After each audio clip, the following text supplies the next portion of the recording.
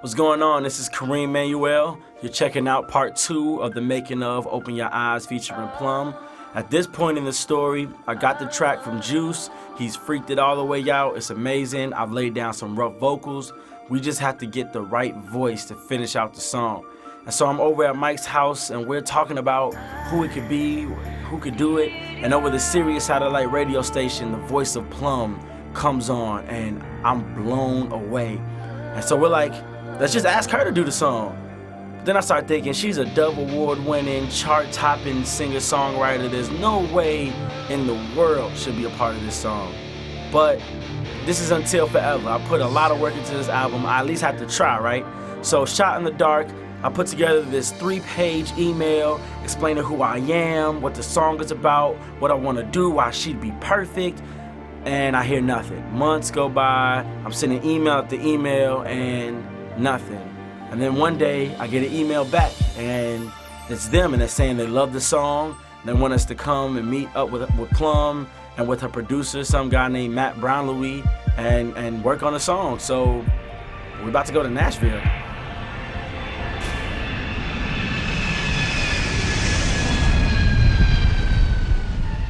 Now we set up this meeting at a coffee shop named Cream or Creme, or I'm not really sure, but apparently anybody who's anybody in Nashville drinks coffee there. So we stop through.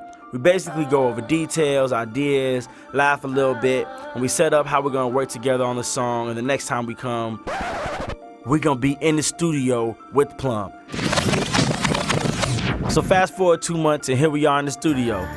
And that is Matt Brownlouis. If you've never heard of him, I suggest you Google him.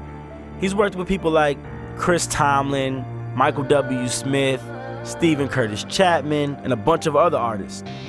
Oh yeah, he's also one of the founding members of Jars and Clay. I'm not trying to brag or anything, I'm just stating facts here. It's Wikipedia, so. I had the instrumental track. Okay.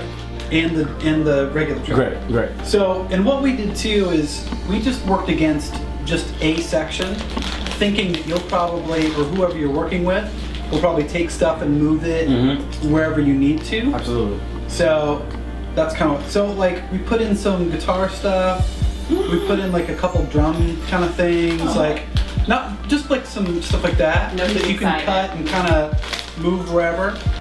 Okay, now you guys heard that explanation, right? He made that sound so simple. We're gonna have a couple tracks here and a couple tracks here. We're gonna move it around, and it's no big deal. But for us regular people, when he's talking about moving guitar tracks and drum tracks, this is what he's talking about.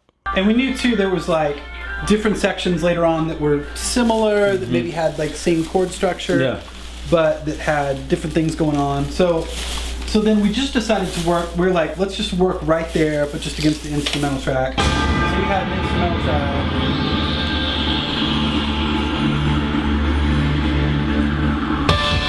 See that right there? That's the stank face, and every musician knows it.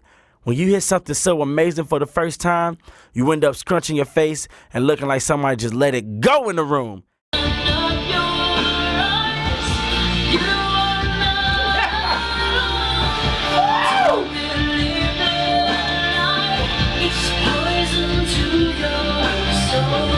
So there's like, I put like one little just piano stab. You should, yeah. Just like a high. Your voice is amazing. And then there's this little like key thing that just kind of like tinkles underneath. You say tingles? Yeah, tinkles. I did say tinkles, but I knew what you meant.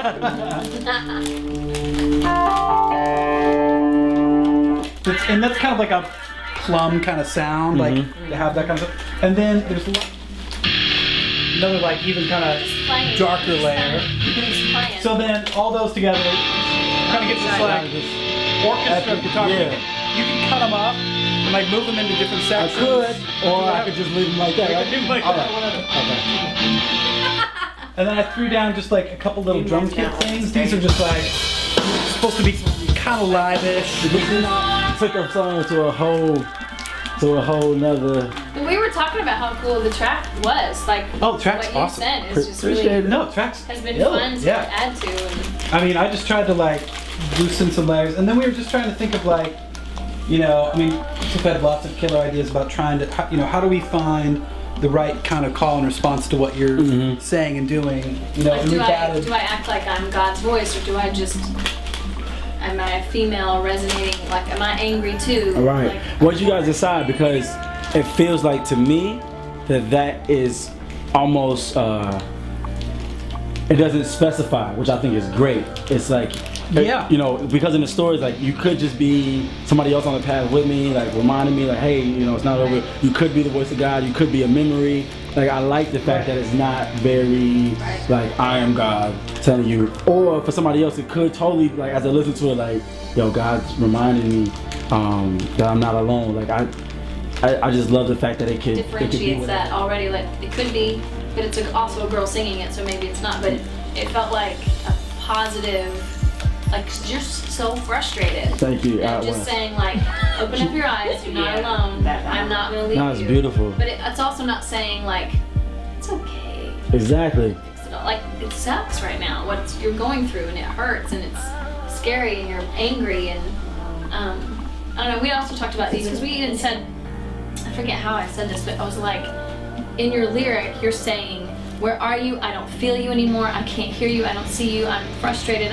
Why would you let this happen to me? Why would I go through this? I don't even know if you're there, but I want you. And it's like, okay, on one hand, if he's so not there, then who are we talking to? So it's like, to some capacity, we know deep down he's totally still there. there, yeah. Like, we can actually be mad at him. We can question him. We can be confused. Which is amazing that you just broke down this whole song. But I'm like totally in awe. Go ahead. Oh, well, but it's like, so it's like, what would he, because his love is so unconditional, what would he say? Or what would another friend, like walking this path with you, say that, I don't know, so we just talked, kind of verbally threw that out there, and I was like, well, you said not alone is what you said, and then I said, open up your eyes, you're not alone.